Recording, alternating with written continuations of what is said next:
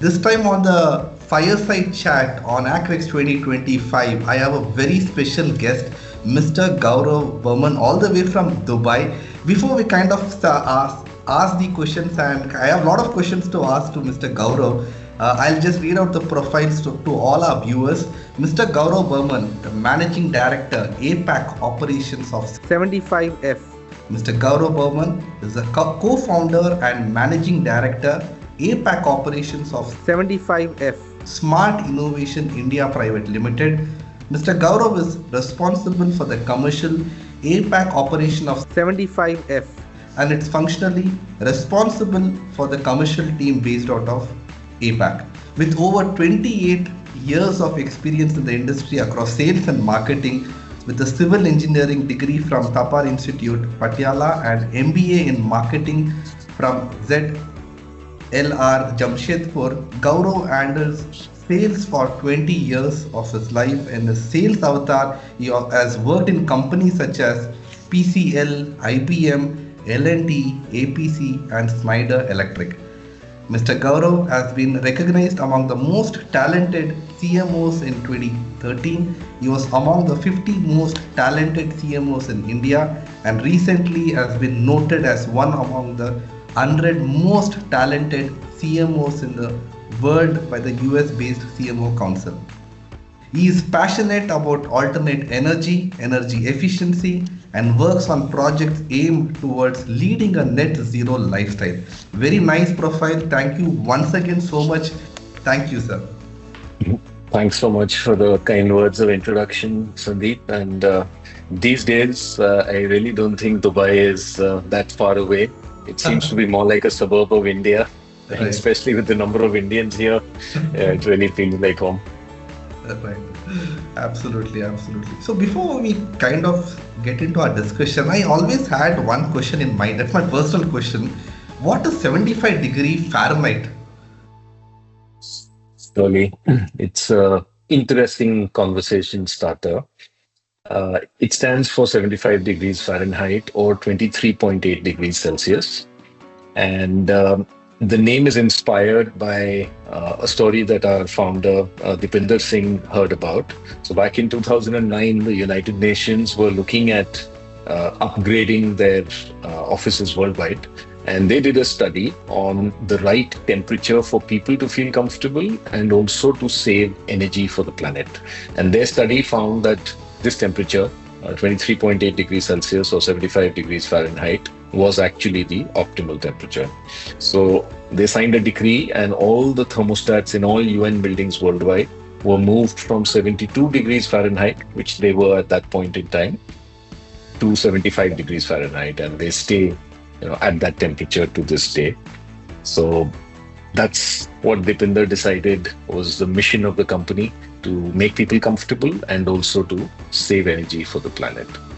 I think a very nice thought. In fact, the company brand itself talks a lot on the number, because as I talk, most of when we look at air conditioning in India or globally, let it be a data center, industry, pharma, people look at operating at 18 degree, 20 degree, which actually is not the right number in terms of operating. Thereby what happens, your power consumption increases.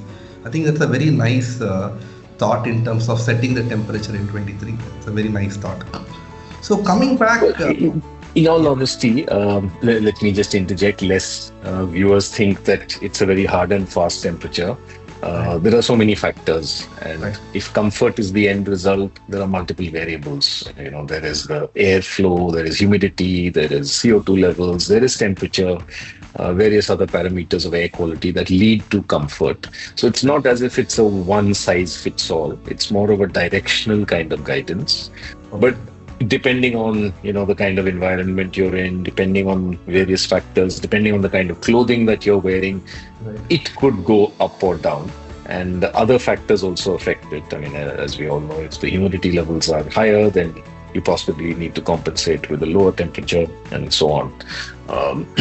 In some cases, if the airflow is higher, then you don't actually need a certain temperature. You could probably get by with something else. So it's a mix. And comfort is a fairly complex kind of end goal to achieve for. So it's not as if there's just one temperature.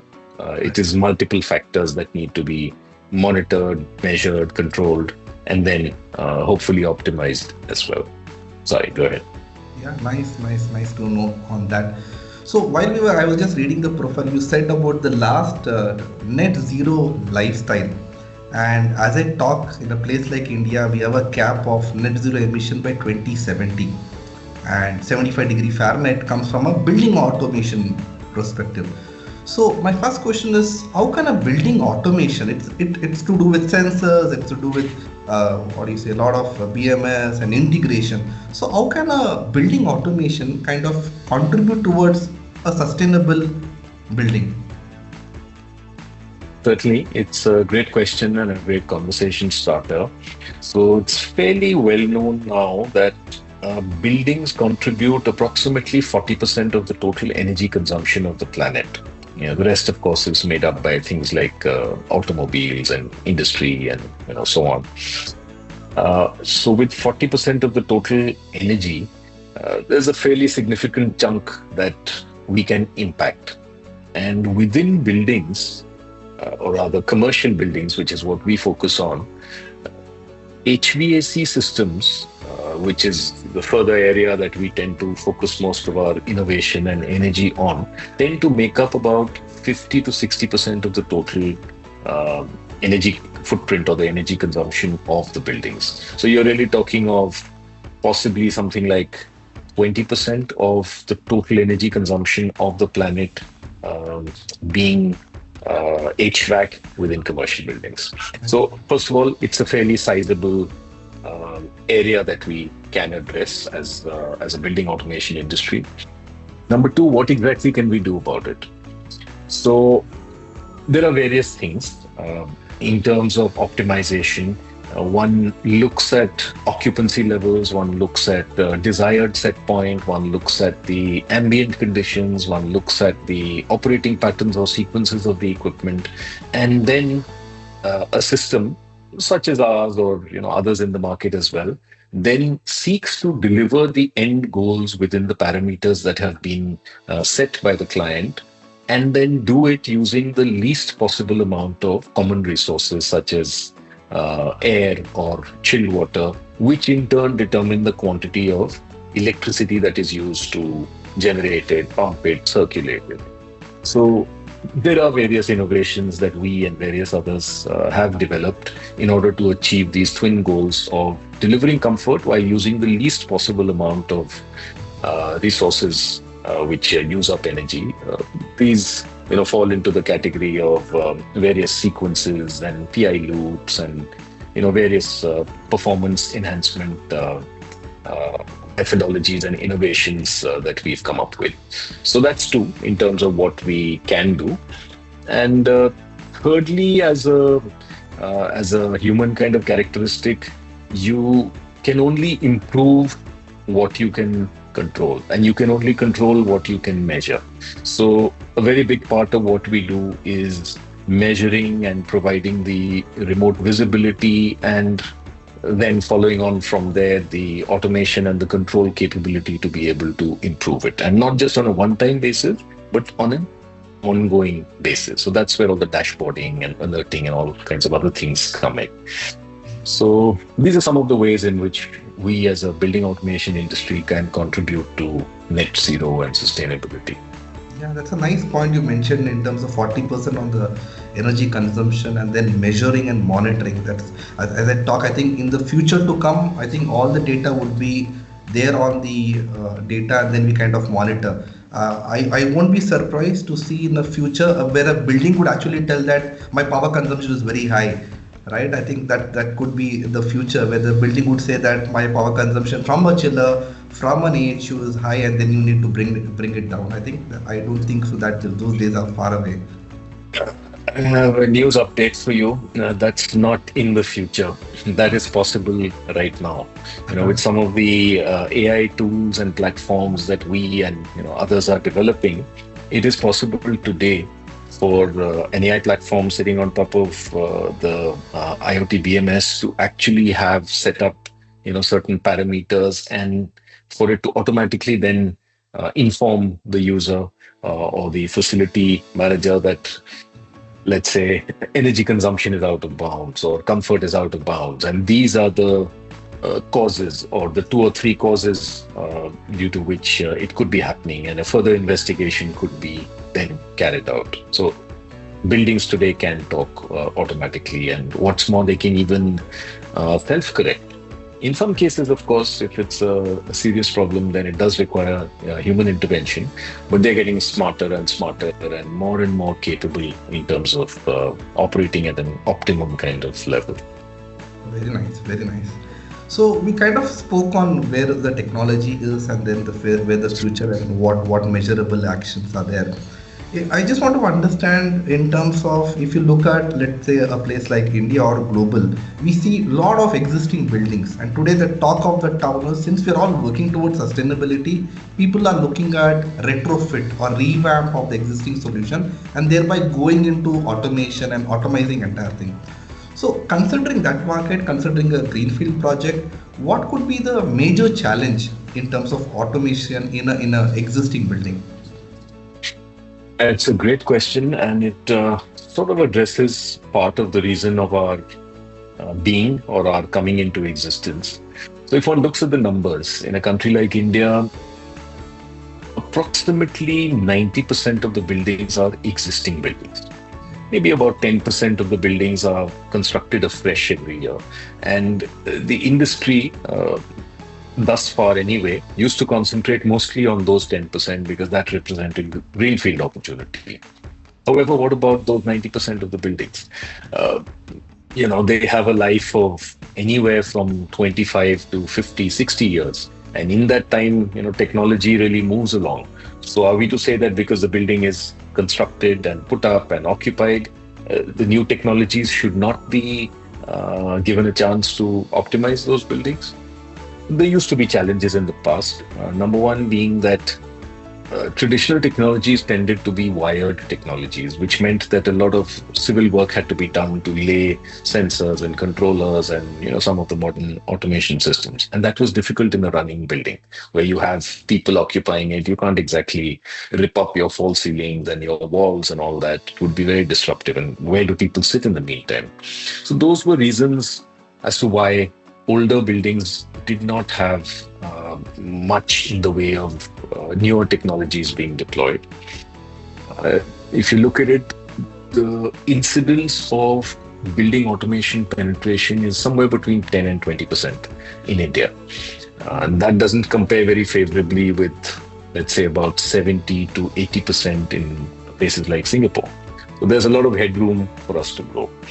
Fortunately, newer technologies are starting to solve this problem, or at least solve a part of this problem.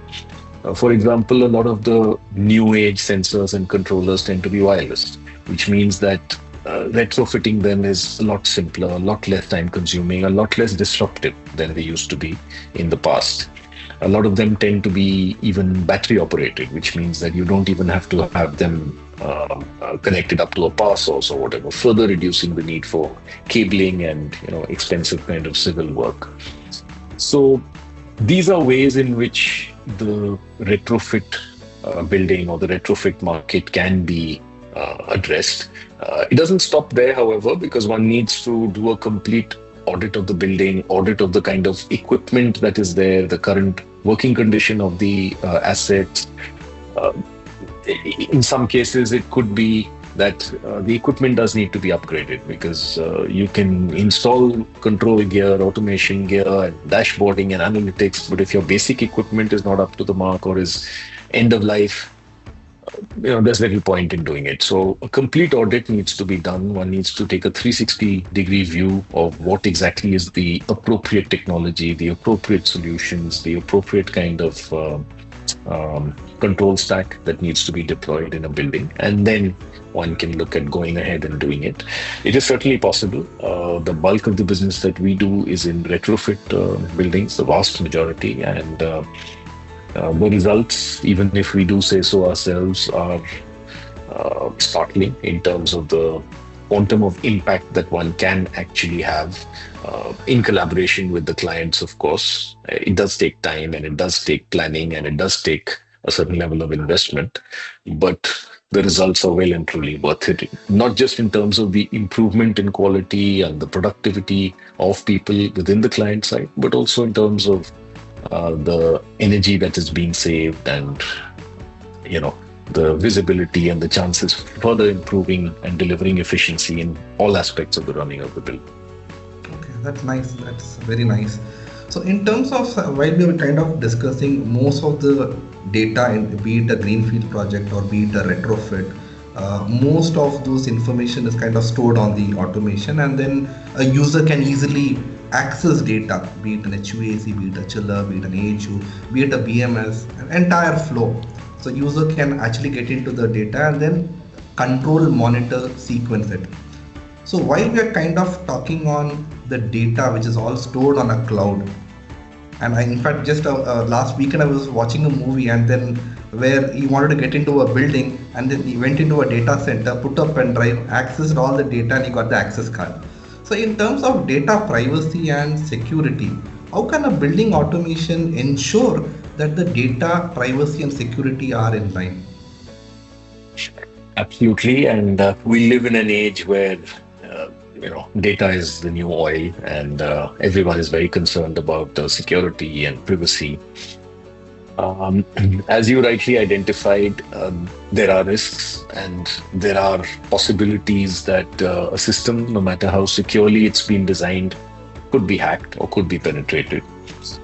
So we take all the precautions that we can while designing the system, and this is at a sensor level, this is at a controller level, this is at the master controller or the gateway level, this is at the software level, at the data storage in the cloud level, multiple protocol handovers that happen at each layer.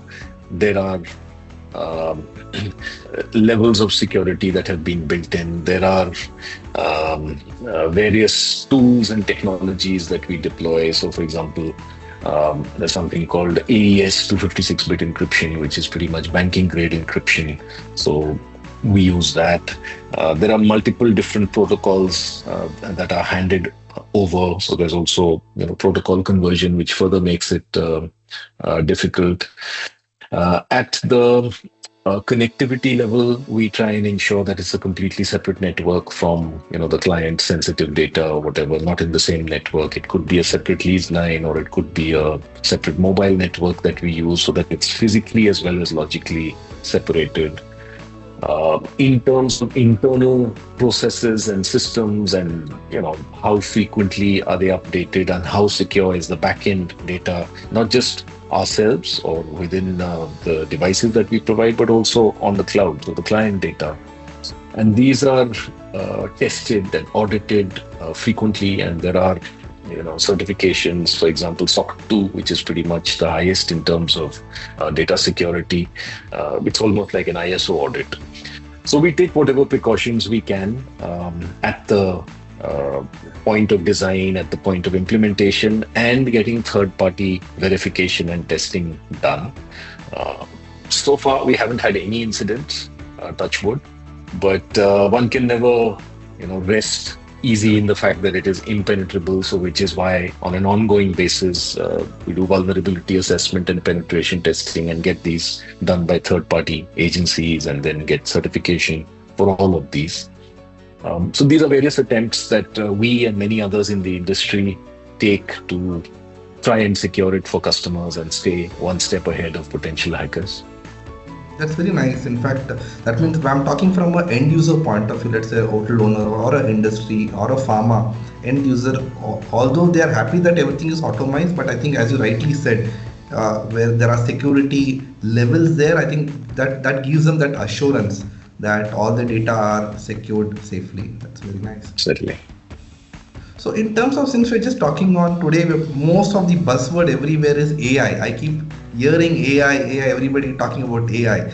So how important is in terms of an AI and a machine learning play an important role in optimizing building automation? Certainly, there is a lot of interest and a lot of excitement around AI and its application in different walks of life. And in our industry, we've been at the forefront of deploying AI into the building automation solutions. So, in fact, we launched something called Saffron AI, which is our platform that sits on top of the BMS and the sensors and all the rest of it. It's actually the world's first AI platform within a building. Uh, it's built on the ChatGPT engine, but there's an enormous amount of machine learning and work that has gone in at the background to train the models in terms of if there's natural language queries that are put in, then what exactly they mean, and where to go to find the information and then provide meaningful responses. So as you can imagine, a lot of training goes into this because the clients will use.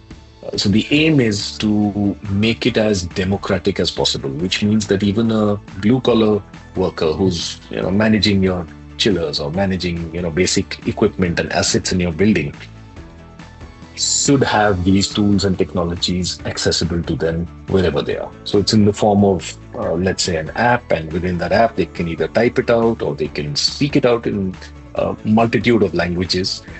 For example, show me the hottest spots in my building, or show me my buildings which are the least efficient, uh, or create a graph showing temperatures versus efficiency over the past month, something like that. That can be done on the fly. So the aim is twofold. One is to save time for clients in terms of pulling this information and getting the AI platform to be able to access it and put it up in a meaningful kind of manner, much faster than it would normally take even a trained person to do. That is number one. And the second aim is to make this as accessible to operators and BMS operators and the HVAC technicians and all who did not have access to this information. And the hope is that by having this access and making it much easier to drive towards troubleshooting and drive towards automation, the efficiency of the building will improve, the performance of the building will improve. Nice, nice, nice. So I think yeah, that's very, very well said in terms of getting the blue collar and the engineers who actually having those hands-on experience operating those equipment would actually help them and save time. I think time is something which we are all talking on. I think very well said. So coming back to 75F, I just want to understand what are those solutions, A, and B, what is the mission and vision and future of 75F as we talk? Thank you for that. So, the vision and the mission stays the same as when we started out. It is to put building automation, IoT-based building automation, of which we are one of the pioneers in every building in the world. So some piece of our technology we want to be deployed in every building in the world. We also want to make people far more productive and save energy for the planet while we're doing it. So those have remained unchanged from the start. We are making progress in the countries in which we operate, which is North America and in Asia Pacific, India, Southeast Asia, now the Middle East. We're also getting ready to launch in Europe in 2025. There has been adoption, there has been interest, a lot of players. We work with OEMs, we work with utilities, we work with large contracting firms, systems integrators, hundreds of them by now with whom we work. And by now there are several thousand buildings that we have deployed our solutions in. So not just us, other players in the industry who came up and sought to disrupt this industry in terms of delivering a higher level of performance, whether it's energy savings, whether it's faster time to deploy, whether it's a much higher level of visibility and control, being possible as well as being available to all the players up and down the spectrum, we do see change happening. And the biggest proof of that is really in the increasing number of customers who put their faith in us and are looking at deploying such solutions. So it is very humbling being a part of the change. At the same time, we also realize that many miles to go before we sleep and a lot more work to be done if we are to truly actualize and bring to fruition that original vision of putting it in all buildings across the world. Very nice, very nice. Very nice. In fact, we wish you all the best and entire 75F all the best. And we keep seeing all of you everywhere, and it's a good thought driving towards a net zero. I think whatever you kind of spoke, it's all towards aiming towards sustainability, decarbonization, and net zero. That's a very nice thought.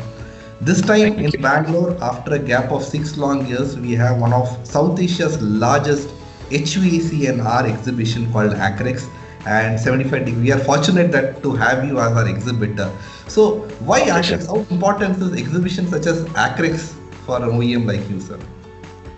Oh, extremely important because although we have seen the proliferation of the internet and various tools and technologies and platforms by which one can reach out to different sets of people, but the importance of a physical event remains undiminished.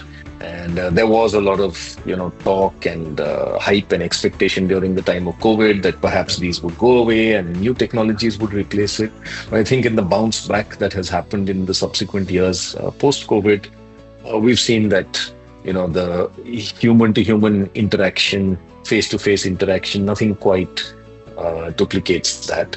So from the point of view of spreading the message to end customers, to potential partners, to influencers, to experts in the industry, an event like ACREX does a fabulous job in terms of bringing together key players in the industry, whether it is the customers, the integrators, the consultants, various other players, as well as the OEMs like ourselves. So that is probably the single greatest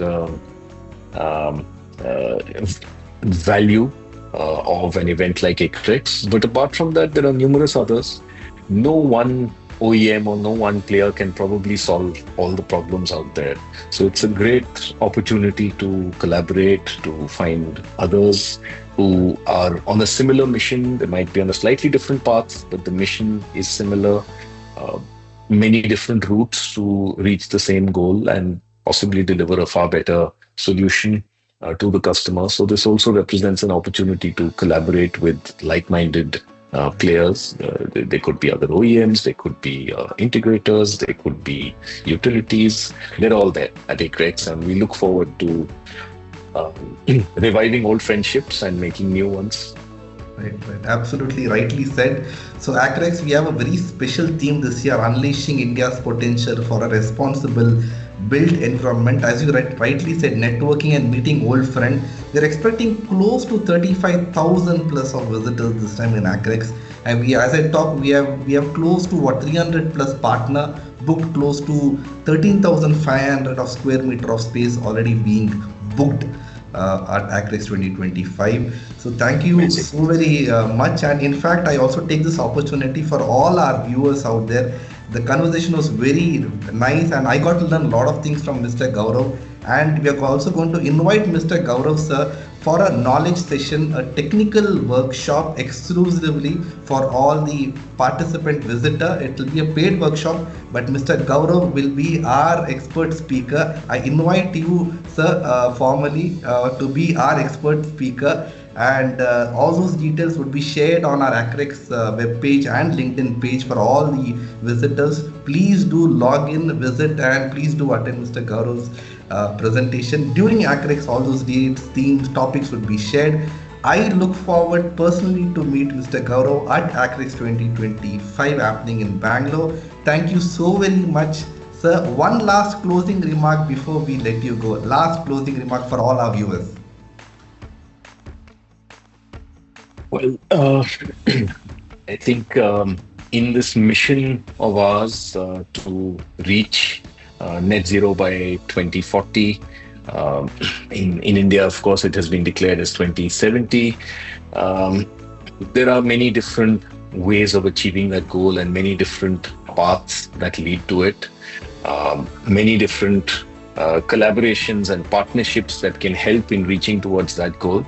So ACREX represents an opportunity to forge partnerships, relationships, learn about some of these cutting edge technologies.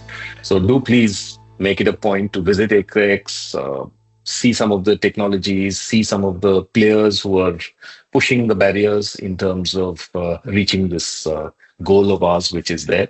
We look forward to hosting you. We look forward to many, many meaningful interactions. Thank you.